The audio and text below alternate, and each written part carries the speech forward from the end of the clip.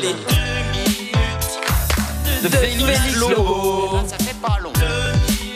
C'est court, mais qu'est-ce qu'il est beau. Oh, qu'est-ce qu'il est beau. Je ne vous le fais pas dire. Félix Lobo remplace donc Nicolas Turon. Cher France auditeur, cher Bleu auditrice, tu ne le sais pas encore, mais tu as beaucoup de chance ce matin, je dirais même que tu es un fichu vénard, ou une fichue vénarde, dépendant du rayon dans lequel achète tes sous-vêtements au Prise Unique ta mère.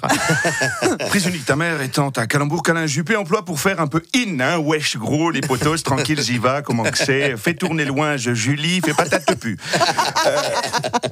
Car oui, are the champions, my friends, autant il est de notoriété publique que le lundi c'est... Graouli. Non, c'est ravioli. Que le mardi, c'est les restes des raviolis, parce que c'est la crise et la boîte était grosse. Mais le mercredi, non. Le mercredi, c'est étymologie. Alors, je vois à votre tête que ce mot-là n'est pas connu de tous. On va pas faire un sondage pour savoir ce que ça veut dire. Qui sait ce que ça veut dire ou pas? On va pas faire un étymolotest. Coupons le mot en deux pour voir ce qu'il veut dire. Étymologie vient du grec étym, qui signifie... J'aurais mieux fait de rester. Et de l'alsacien ologie qui veut dire à la maison. Et du coup, par ricochet et avec un peu de colle forte, étymologie signifie j'aurais mieux fait de rester à la maison, plutôt que de me rendre dans ce studio de radio, ma foi, un tantinet austère, plutôt vieillot, mais finalement, une fois qu'on est rentré dedans, on s'y sent bien. Et on est ici en bonne compagnie, avec des journalistes, un tantinet austère, plutôt vieillot, mais une fois qu'on est rentré dedans, mais je m'écarte.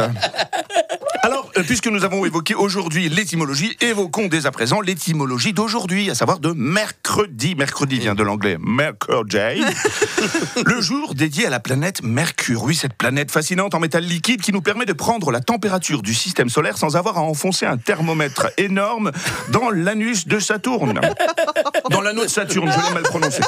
Je les confonds toujours. Et c'est un anglais, James Kevin Mercury, qui a donné son nom à ce métal liquide qu'il avait rapporté d'un de ses voyages dans l'espace. Il avait eu l'idée de le verser dans un tube très fin afin de mesurer, vous suivez toujours, quantitativement et précisément la température ambiante. Vous ne me croyez pas, j'apporte pour preuve ici un enregistrement du 15 mars 1714. Écoutez bien. À London. À London, je dis London, c'est Londres. Ah oui.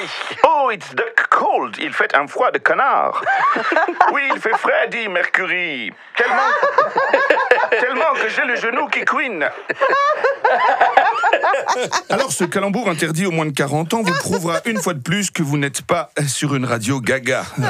Radio que je vais m'empresser de déserter illico. Quoique déserter et illico, ça va très mal ensemble d'après le théorème de Balavoine. Je vous susurre, chère France auditeur, chère Bleu auditrice, à bientôt des plus choupinous et caresse publiquement l'espoir de vous retrouver au paradis ou auparavant. Plutôt auparavant. Peut-être à demain, là. Ah ouais, peut-être à demain. J'espère qu'il ne guérit pas l'autre. Il nous écoute sans doute. Nicolas, bon... Lundi, ok, ouais, mardi, ouais, okay, mercredi, jeudi, non, quoi. Non, jeudi, non. Je dis pareil, moi. Je dis pareil. Félix Lobo, si vous avez aimé, si vous voulez le voir sur scène, vendredi 25, samedi 26 novembre, à la salle Braun de Metz, il sera sur scène pour jouer Touchez pas au frisbee, spectacle des Lapins Noirs, c'est à 20h, attention, à 20h et non 20h30, on commence très tôt. À 20h.